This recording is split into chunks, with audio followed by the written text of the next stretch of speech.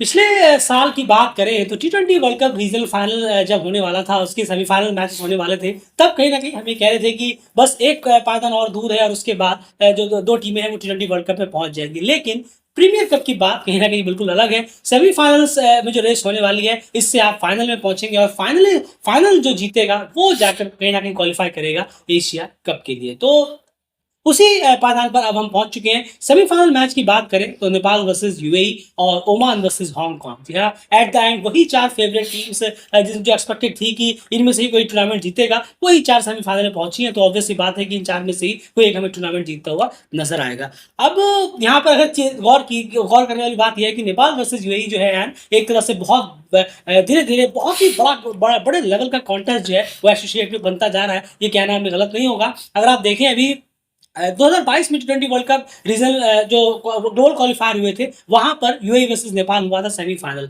जहां पर यूएई ने नेपाल को मात दी थी और वो क्वालिफाई कर गए थे वर्ल्ड कप के लिए। उसके बाद प्रीमियर कप में टीम भिड़ी नेपाल में जो हुआ, वहां पर नेपाल ने उन्हें मात दिया फाइनल में और उसके बाद वो एशिया कप खेलने चले गए। उसके बाद फिर टी20 वर्ल्ड कप रीजनल फाइनल में अगले साल भिड़ंत हुई सेमीफाइनल में, ठीक जो अभी होने वाली है सेमीफाइनल में, वहां पर भी नेपाल ने यूएई को मात दी और यूएई को बाहर का रास्ता किया और उन्हें भी टी20 वर्ल्ड कप से दूर होना पड़ा। और आज फिर हमने नेपाल वर्सेस यूएई इस सेमीफाइनल में देखना होगा। तो हम क्या कहेंगे आप, क्योंकि नेपाल वर्सेस यूएई सिर्फ कहने को नहीं है, वो दिख भी रहा है कि काफी ज्यादा बड़े बड़े इवेंट्स पर बहुत बार दोनों टीम भिड़कर इस कॉन्टेस्ट का मजा दुगना हो रहा है। बिल्कुल सही कहा आपने, बहुत मजा भी आएगा देखने में भी, जी हाँ। क्योंकि यूएई भी चाहेगा कि हम हराएं, हम कहीं पहुंचे, रिवेंज वगैरह ले। बिल्कुल सही कहा आपने, वो रहता है दिमाग में और रहना भी चाहिए।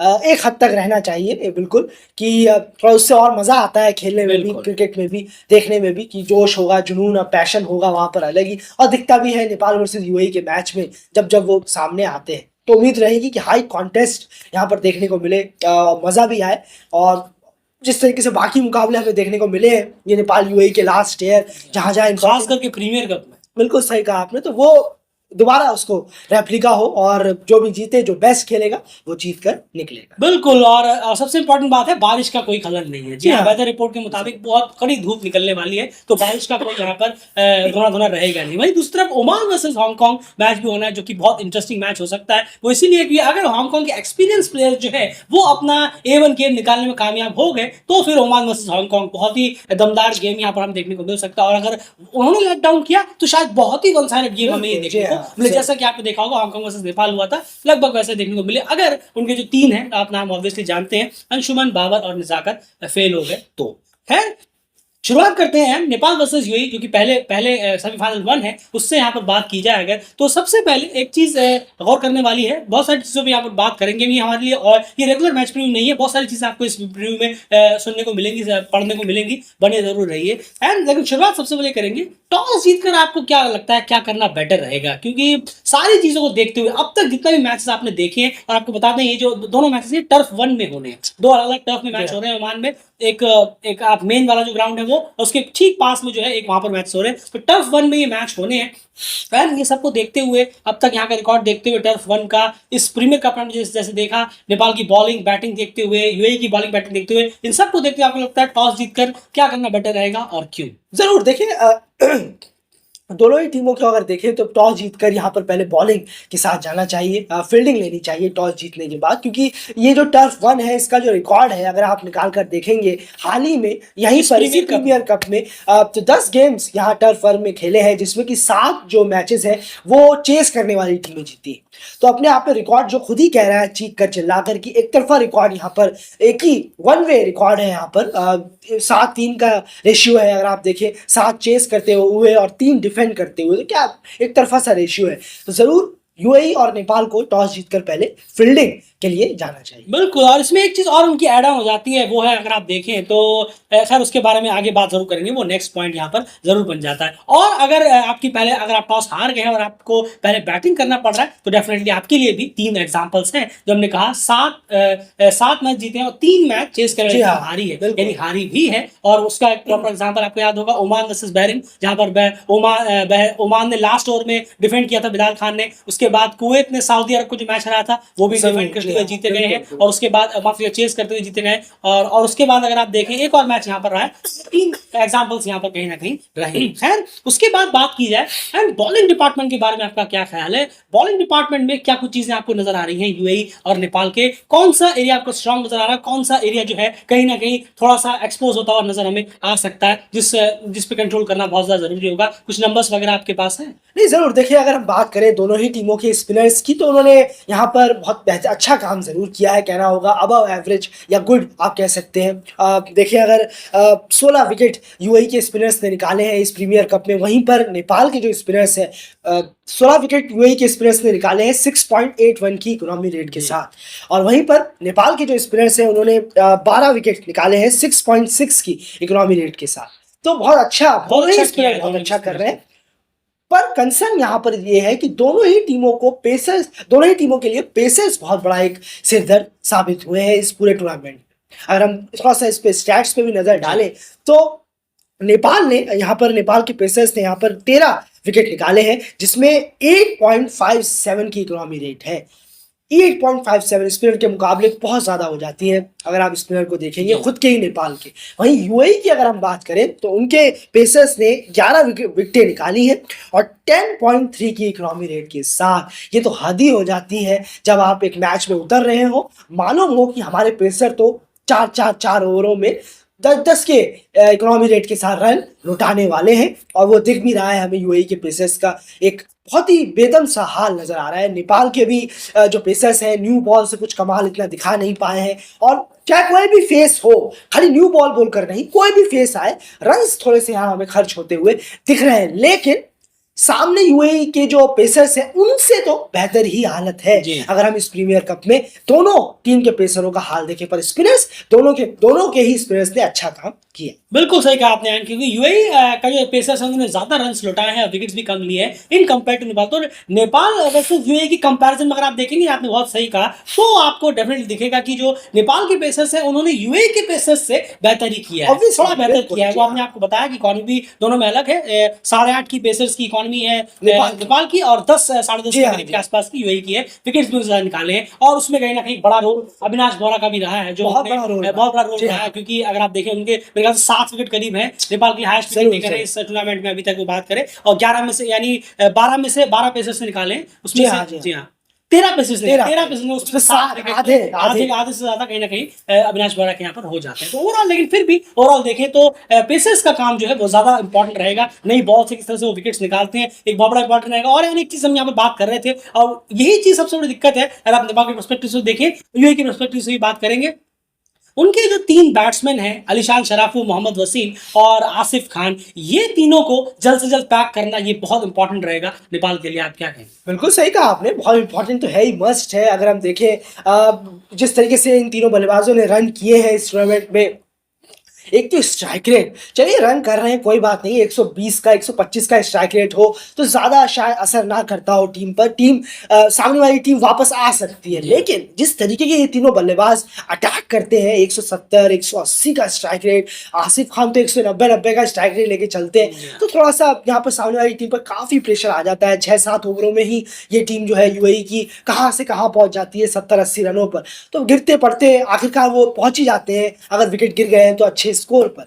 तो नेपाल के जो बॉलर्स हैं उनके लिए कि बहुत से दर्द होगा कि ये तीनों बल्लेबाज को कैसे रोका जाए, और रोकने का भी यहाँ पर कहीं ना कहीं एक इंतजाम हो सकता है, एक प्लान जो बन सकता है, जो खासकर अलीशान और आसिफ का जो फेवरेट एरियाज जो हमने इस प्रीमियर कप में देखे। बिल्कुल सही कहा। अब उसी पे हम यहाँ पर आते हैं, अलीशान और आसिफ खान की अगर हम बात करें यहाँ पर, तो एक बहुत इंपॉर्टेंट एक चीज है जो हमने कहीं ना कहीं नोट किया है, बहुत नोटिस किया है उन दोनों को इस प्रीमियर कप में बैटिंग करते हुए। वो यान ये है कि सबसे फेवरेटेबल एरिया इनका कौन सा रहता है, जहां पर हम बात करें जहां पर सबसे ज्यादा रन्स करना पसंद कर रहे हैं इस प्रीमियर कप में, वो एरिया के बारे में कुछ बताइए। उन 2 एरियाज को अगर आप बाउंड कर दें तो डेफिनेटली आप इन दोनों पे काफी हद तक इनको फ्रस्ट्रेट करने में कामयाब हो सकते हैं। बिल्कुल, अगर हम बात करें अलीशान शराफू की, तो उन्हें पॉइंट पर, बैकवर्ड पॉइंट पर और मिड विकेट पर खेलना काफी पसंद आया है इस टूर्नामेंट में। अगर हम देखें खूब रन्स उन्होंने बटोरे हैं इस टूर्नामेंट में, बहुत ज्यादा रन्स उनके आए हैं। तकरीबन अगर आप देखेंगे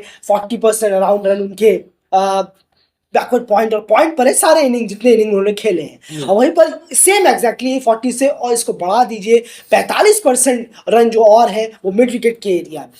तो ये दो अलीशान शराफू के फेवरेट एरिया है। और वहीं आसिफ खान की अगर हम बात करें तो उनका कवर और मिड विकेट रीजन बहुत स्ट्रॉन्ग नजर आया है। चाहे जैसे ही उन्हें आगे बॉल मिली है उन्होंने सीधा कवर पे दे मारा है या फिर मिड विकेट पे दे घुमाया है। ये उनके फेवरेट जोन रहे हैं आसिफ के और अलीशान शराफ। बिल्कुल, तो यहाँ पे एक क्लियर चीज नोटिस करने वाली है कि आसिफ और अलीशान, आसिफ जो कवर्स की तरफ कहीं ना कहीं खेलना पसंद कर रहे हैं और जो अलीशान है वो पॉइंट खेलने की यहाँ पर कोशिश वो जरूर कर रहे हैं। और बाकी जो मिड विकेट तो दोनों का ही कहीं ना कहीं फेवरेट जोन यहाँ पर रहा है। तो सीधी सी बात है। और शुरू के 6 ओवर की अगर हम बात करें और अब जब तक ये दोनों हैं क्रीज पर, में से कोई भी एक है क्रीज पर, तो सीधी सी बात है जब आप पावर प्ले में फील्डिंग बॉलिंग करा रहे हो, नेपाल के हम यहाँ चीजें कह रहे हैं, तो डेफिनेटली आप एक पॉइंट कवर के पीछे जो पीछे वाला एरिया है दोनों साइड पे थोड़ा सा वो कवर करें। इस जगह पर आप यहाँ पर फील्डर को लगे तो कि वो पॉइंट को डीप में पॉइंट को भी कवर कर सके और कवर को भी कवर कर सके। और मिड विकेट पे क्योंकि 2 फील्डर जो अलाउड होते हैं आप इन 2 जगह पर प्लेस कर सकते हैं जब अलीशान शराफू और आसिफ खान खास करके बैटिंग करते नजर, क्योंकि 90% रन इन्होंने इस प्रीमियर कप में इन्हीं 2 जगहों पर टारगेट किए हैं। और जब आप 2 फील्डर्स आपके आउटसाइड हैं अलाउड पावर प्ले में खास करके, तो इन 2 जगहों पर आप लगाएं, डेफिनेटली आप फ्रस्ट्रेट करने में कामयाब होंगे इससे। और क्योंकि इन जगहों में इनकी फेवरेट जगह रहे हैं, इन पे अगर बाउंड्रीज रुकेगी डेफिनेटली कुछ अलग करने की कोशिश करेंगे जो इन्होंने प्रीमियर कप में इस प्रीमियर कप में किया नहीं है। उसी फेवरेट जोन पे रन किए, जब वो अलग करने का कुछ ट्राई करेंगे, बॉल वैसी होगी नहीं तो डेफिनेटली वहां पर आपको विकेट्स मिलने के चांसेस बहुत होंगे। इस तरह से इन दोनों को डेफिनेटली रोका यहाँ पर जा सकता है। ये 2 एरियाज को अगर आप ब्लॉक करते हैं डीप में तो डेफिनेटली यहाँ पर फ्रूटफुल चीजें रहेंगी बॉलर्स के लिए। और हाँ, बॉलर्स की लाइन और लेंथ भी बेटर होनी चाहिए कि किस तरह से बॉल रख रहे हैं, कहीं वो प्लेयर के ऊपर से ही पार ना होगा, क्योंकि पार भी है वो कर सकते हैं, पावरफुल सेटिंग जरूर है, लेकिन बहुत कंट्रोल कर पाएंगे आप अगर इन 2 जगहों पर आप टारगेट करते हैं, क्योंकि इन्होंने रन से उस जगह पर काफी सारे किए हैं इस प्रीमियर कप में। एंड अब वहीं पर घुमा देते हैं इस चीज को। यूएई के पेसर्स जो कि एकदम बेदम नजर आए, लेकिन सामने वहां पर रहेंगे कुशल, आसिफ बहुत अच्छे टच में नजर आए हैं हमें। कल बहुत छोटा मैच था, वो तो जल्दबाजी में वो अपने विकेट गवा बैठे। कुशल एक थोड़ा सा कंसर्न जरूर टीम के लिए है, क्योंकि एक अच्छा मौका उनके पास रहता है, लेकिन वो फ्री भी है, वो एक तरह से फ्री भी बनकर रह गए सामने वाली टीम के लिए। बिल्कुल सही कहा आपने। और उन्होंने ऐसा कुछ परफॉर्मेंस दिया नहीं है इस प्रीमियर कप में। अगर हम देखो काफी लंबे वक्त से वो टच में है नहीं, तो एग्जैक्टली यही मोमेंट है उनके लिए कि वो टच में आए। पर यूएई के बॉलर्स के लिए अगर हम देखेंगे तो बहुत इंपॉर्टेंट रहेगा कि आसिफ को वो कैसे रोके, कुशल बुर्तेल को वो किस तरीके से टैकल कर रहे हैं, क्या किस बॉल पर अगर थोड़ा सा उन्हें डॉट बॉल्स का प्रेशर दिलाएंगे कुशल बुर्तेल को तो वो जरूर कुछ ऐसी हिटिंग कर बैठेंगे जो नहीं करनी चाहिए थी। हमने कई बार ऐसा देखा भी है, बहुत बाहर की बॉल पर भी वो बैट लगा देते हैं, तो इस तरह की चीजें हमें देखने को मिली है। तो कुशल बुर्तेल पर ब्रेक लगाना वो लगा सकते हैं, और वो कुछ टीमें लगा भी रही हैं लगातार। वहीं पर आसिफ, रोहित, ये प्लेयर्स बहुत इंपॉर्टेंट विकेट होंगे, यानी आसिफ और रोहित बहुत इंपॉर्टेंट होंगे कि ये जिस तरीके से पार्टनरशिप कर उसको एक्सेलरेट भी जिस तरीके से कर रहे हैं इस टूर्नामेंट में, बहुत इंपॉर्टेंट होंगे। और स्पिनर्स के लिए काम होगा कि वो कुशल, मल्ला है, दीपेंद्र जब नीचे आते हैं, गुलशन झा भी, संदीप जोरा, ये रन्स कर रहे हैं, ये सब जो बल्लेबाज हैं रन्स भी कर रहे हैं फॉर्म में, इन्हें किस तरीके से रोकेंगे, वो क्या प्लान रहेंगे, खासकर स्पिनर्स जो अच्छा कर रहे हैं उन्हें सबसे बड़ा काम लेना होगा। वो यही है कि बड़े बड़े जो बैट्समैन है, जो बहुत इंपॉर्टेंट बैट्समैन है, उन्हें आउट किया जाए। खाली रोकने से तो कोई फायदा होगा नहीं, आउट किया जाए, कैसे इन्हें चलता किया जाए जल्द से जल्द, ये यूएई के स्पिनर्स को करना होगा। पेसर से लगता नहीं है शायद ये काम यूएई के लिए हो पाए। बिल्कुल, और अगर पेसर्स को करना है तो जुनैद सिद्दीकी को सबसे पहले स्टेप अप करना होगा। इतना आसान होगा नहीं, क्योंकि प्रीमियर कप में अभी तक हमें वो देखने को मिला नहीं है। और इस इंपॉर्टेंट मैच में अगर वो पेसर्स कर पाए तो क्या ही बात होगी यूएई के पर्सपेक्टिव से यहाँ कह रहे हैं। और आपने ये बहुत चीज बीच में अभी सही कही कि सिर्फ रोकने से काम नहीं चलेगा। अरे नहीं, कि आप आपने ओवर कराया, मैंने 5 रन दिए, चलो बच गया, खा जाएगा, कोई दिक्कत नहीं है। गुलशन झा, संदीप जोरा, दीपेंद्र सिंह यारी, कुशल मल्ला जिस तरह से पावर हिटिंग करते हैं, आप कितनी देर तक रोकेंगे? 1 ओवर, 2 ओवर, 2.5 ओवर, 2.5 ओवर बहुत ज्यादा हो गया, क्योंकि रोक उस पिच पर सकते हैं जहां पर बॉलर्स को कुछ फेवर कर रहा हो। ये पिच बॉलर्स को फेवर नहीं कर रहा। एक ओवर में अगर 5 रन भी आए हैं, अगले में 25, अगले में 20-25 रन आ जाएंगे, कोई टेंशन नहीं है। बैटिंग फ्रेंडली विकेट है, तो यहाँ ज्यादा देर तक रोक नहीं पाएंगे। कैसे भी करके विकेट लेना होगा, चाहे कुछ भी हो। जी हाँ, स्पिनर्स को यहाँ पर विकेट चटकाने होंगे, और विकेट अगर वो चटका के कामयाब रहते हैं, इकोनॉमिकल रहते हैं, तो आप कहीं ना कहीं, आप कल ही का मैच देखिए, कुवैत वर्सेस ओमान। जी हाँ, कुवैत जबरदस्त रन रेट उनका चल रहा था, 11-12 ओवर तक जबरदस्त चल रहे थे, लेकिन विकेट खोते चले। नहीं, तो वही है। और यहीं पर अगर विकेट बचे होते तो कुवैत वो मैच जीत जाता। लेकिन विकेट अगर आप नहीं लेंगे तो कोई फायदा होने वाला नहीं, आप पावर हिटिंग करके आराम से मैच यहाँ पर जीत सकते हैं, लेकिन कोई पास विकेट ही नहीं बचे और उसके बाद उनका रिकॉर्ड जो है बढ़ता चला गया और जो रन रेट है वो स्लो होता चला गया। तो ये चीजें गौर करने वाली बात रहेगी दोनों के अलग पर्सपेक्टिव से। यूएई के पेसर्स को टारगेट करना होगा, कुशल, आसिफ और रोहित का जितनी जल्दी वो विकेट ले सके उतना बेहतर रहेगा, और जो स्पिनर्स है उनको टारगेट करना होगा, कुशल मल्ला, गुलशन झा, संदीप और दिव्यांश सिंह है जो भर भर के रन कर रहे हैं, तेजी से रन करते हैं, लेकिन आसान बिल्कुल भी नहीं होगा। जैसे यहाँ ने कहा सिर्फ रोकने भर से काम नहीं चलेगा, आपको उनको आउट भी करना पड़ेगा। और यहाँ पर एक चीज और यहाँ पर बात की जाती है डॉट बॉल्स वगैरह की, जरा मैं आपको एक इंसाइट दे देता हूं। डॉट बॉल्स की जहां तक बात है, इस प्रीमियर कप में अभी तक जो 4 मैचेस खेले हैं उसमें नेपाल की अगर बात की जाए तो 354 डिलीवरीज अभी तक नेपाल टीम ने खेली हैं, फेस की हैं, उसमें से 115 डॉट बॉल्स यहां पर टीम ने खेली हैं, 32.5% करीब करीब डॉट बॉल्स उन्होंने खेली है। वही यूएई की बात की जाए तो 346 बॉलें टोटल अभी तक उन्होंने फेस की हैं, जिसमें से 104 डॉट बॉल्स उन्होंने खेली है, 30% डॉट बॉल्स उन्होंने भी यहां पर खेली है, लगभग आसपास ही है। नेपाल 32% है और यूएई 30% है। बस ये स्टैट्स हम आपके सामने प्रेजेंट करना चाहते थे। बस इसमें थोड़ा सा, क्योंकि अब देखिए प्रीमियर कप का जो नॉकआउट गेम्स है वो ऐसे गेम्स है कि हर डिपार्टमेंट में थोड़ी सी भी गलती आपसे नहीं होनी चाहिए। जी हाँ। अब तक क्या है, ग्रुप स्टेज था, देखिए यूएई एक मैच हारा फिर भी आ गया सेमीफाइनल में, हांगकांग 2 मैच हारा फिर भी सेमीफाइनल में आ गया, तो हो जाता है ना, ग्रुप स्टेज में चल जाता है। लेकिन यहाँ पर एक आपसे गलती हुई किसी भी डिपार्टमेंट में, आप शायद मैच में पिछड़ जाएंगे। इसीलिए छोटी छोटी चीजें में, डॉट बॉल्स में भी जितना आप कम खेलें उतना बेटर रहेगा। अगर आप रिस्क लेना चाहते हैं कोई बात नहीं, आप उसे सिंगल में कन्वर्ट कर दीजिए उस बॉल को, जरूर डॉट बॉल खेलने से बेटर है, सिंगल्स में कन्वर्ट करिए। तो डॉट बॉल दोनों को थोड़ा सा कम और यहाँ पर करनी होगी इस गेम में। और at the end no doubt fielding का स्तर तो उठाना ही उठाना बहुत ज्यादा। ये आपके सामने एक चार्ट है, इन चारों टीमों का, ये ओमान हांगकांग का भी यहाँ पर है, आप चार्ट देखिए जो जिन्होंने अब तक कैचेस और रनआउट यहाँ पर छोड़े हैं इस प्रीमियर कप में। अभी तक हम बात कर रहे हैं, नेपाल ने करीब करीब 4 कैचेस अब तक ड्रॉप किए हैं। उसके बाद अगर आप देखेंगे यूएई ने भी कैचेस ड्रॉप किए, रनआउट चांस मिस किए, हांगकांग ने तो 2 कैच और 4 रनआउट करीब 6-7 करीब मिस किए हैं। तो फील्डिंग जो है थोड़ी सी स्ट्रॉन्ग रखनी होगी। आप सोचिए अगर इतने सारे कैच प्रीमियर कप के हैं, लेकिन फिर भी एक आध भी कैच इसमें से अगर मेन इंपॉर्टेंट नॉकआउट गेम्स में छूट जाए किसी बड़े प्लेयर के, तो बहुत भारी पड़ जाएगा। वो हमें देखने को कई बार मिलता भी है। तो ये चीजें हैं, फील्डिंग पे भी बहुत पैनी रखनी होगी। एक भी मिस फील्ड्स हो, कैचेस हो, रनआउट्स हो, ये सारी चीजें, ओवरथ्रो हो, जिसमें जितना कंट्रोल रहना चाहिए उतना बेहतर। नॉकआउट गेम्स है, एक भी गलती और आप कहीं ना कहीं गेम से बाहर हो सकते हैं। तो ये सारी चीजें थी यूएई वर्सेस नेपाल से related. And Oman versus Hong Kong की हमने यहाँ पर बात की है लगातार, और हांगकांग के लिए सबसे बड़ा जो इंपॉर्टेंट रहेगा वो रहेगा उनके बॉलर्स का रोल, क्योंकि डेफिनेटली उन 3 बैट्समैन का तो रोल है ही, और मार्टिन कॉइट्जी जो है वो टीम में बनते रहते हैं, लेकिन एक तो अपनी जगह साबित कर नहीं पाए। नहीं, बिल्कुल परफॉर्मेंस तो उनसे हुई नहीं है और टीम मौके जरूर दे रही है। देखिए क्या पता अगर उनके अंदर कुछ कैलिबर है, अच्छा कैलिबर जरूर है, कर सकते हैं, लेकिन बड़े इवेंट पर अभी तक दिखा नहीं है एक बार भी। तो प्लीज आप करिए, अपनी टीम के लिए परफॉर्म करिए। जब आपको इतने मौके मिल रहे हैं, इतने इंपॉर्टेंट डे पर भी अगर आपको खिलाया जाएगा, मौके मिलेंगे, तो खुद में भी एक एहसास होना चाहिए उसका कि हाँ मैं बहुत इंपॉर्टेंट प्लेयर हूँ, टीम के लिए रन्स करने होंगे जैसे बाकी साथी बल्लेबाज रन्स कर रहे हैं। तो मार्टिन कॉइट्जी भी नजर जरूर रहेगी, अच्छे हिटर है, बहुत हार्ड हिटर जरूर है। अगर रन्स कर दिया तो टीम के लिए बहुत काम आएगा और हांगकांग काफी स्पीड से अच्छे रन बनाता हुआ नजर आएगा, उम्मीद करेंगे। और बस बॉलर्स जो है हांगकांग के बहुत बड़ी दिक्कत है, बहुत बड़े सिरदर्द है। छोटा ओपोनेंट मिला तो उन्होंने परफॉर्म कर लिया तुरंत, जैसे ही बड़ी ओपोनेंट आती है वो बिल्कुल फ्लैट नजर आए हैं इस प्रीमियर कप में। तो देखना होगा कि पेसर्स किस तरीके से परफॉर्मेंस करते हैं, हो पाएगा या नहीं, क्या लाइन क्या लेंथ डालेंगे, क्योंकि सामने ओमान की जो बल्लेबाजी है वो काफी स्ट्रॉन्ग है, काफी अच्छी है। अगर हम देखें सामने हांगकांग की बॉलिंग है तो इस पर और एडवांटेज ओमान के बैट्समैनों को चला जाएगा।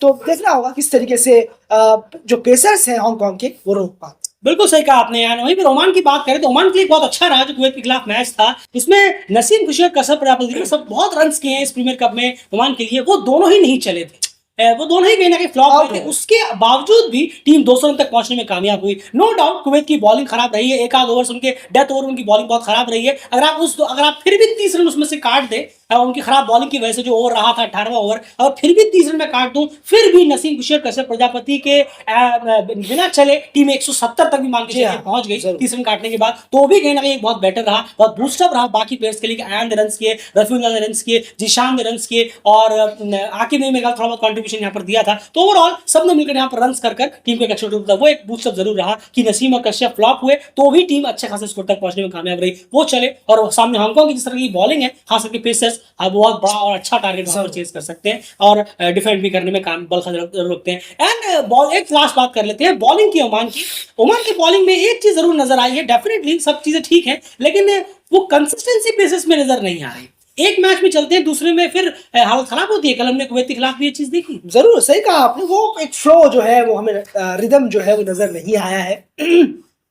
देखना होगा कि क्या इस डे पर, बड़े डे पर बिलाल खान जैसे जो बॉलर है वो बहुत अच्छे, बहुत बेहतरीन बॉलर हैं, तो उम्मीद कर सकते हैं, बिल्कुल उम्मीद कर सकते हैं कि वो इस जैसे डे में, बड़े डे जैसे सेमीफाइनल डे है, तो इसमें ज़रूर परफॉर्मेंस करेंगे। फैयाज भट्ट भी है, उस ओमान वर्सेस नामीबिया सीरीज़ में अच्छा किया था फैयाज भट्ट ने, पर इस प्रीमियर कप में उस रिदम में नज़र नहीं आया है।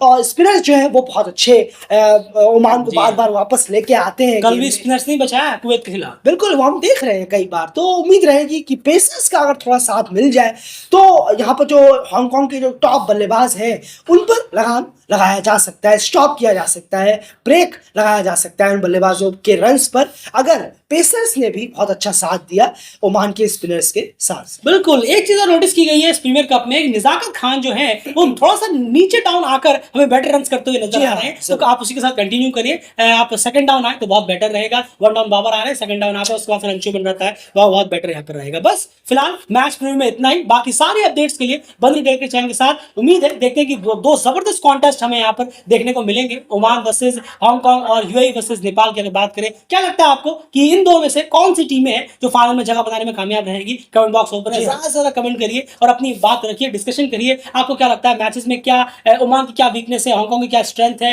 या ओमान की स्ट्रेंथ है, यूएई नेपाल की क्या स्ट्रेंथ और वीकनेस है? क्या लगता है आपको यूएई रिवेंज लेने में फाइनली कामयाब होगा? 2 बार ऑलरेडी लगातार नेपाल उन्हें बड़े इवेंट्स पर मात दे चुका है, इंडियन कप वाला पिछला और T20 world cup regional final. क्या इस बार यूएई कहीं ना कहीं बदला लेता हुआ नजर आएगा या नेपाल फिर से एक बार उन्होंने मात देगा? ये सारी चीजें डिस्कस करिए, कमेंट्स में अपनी राय रखिए, और लेकिन डेली चैनल को सब्सक्राइब जरूर कर लीजिए, क्योंकि लगातार आपको यहाँ पर अपडेट्स मिलती रहेंगी। इन सब मैचेस की बहुत इंटरेस्टिंग पोस्ट मैच एनालिसिस, सारी कवरेज आपके सामने लगातार प्रेजेंट करेंगे। फिलहाल इस वीडियो में इतना ही।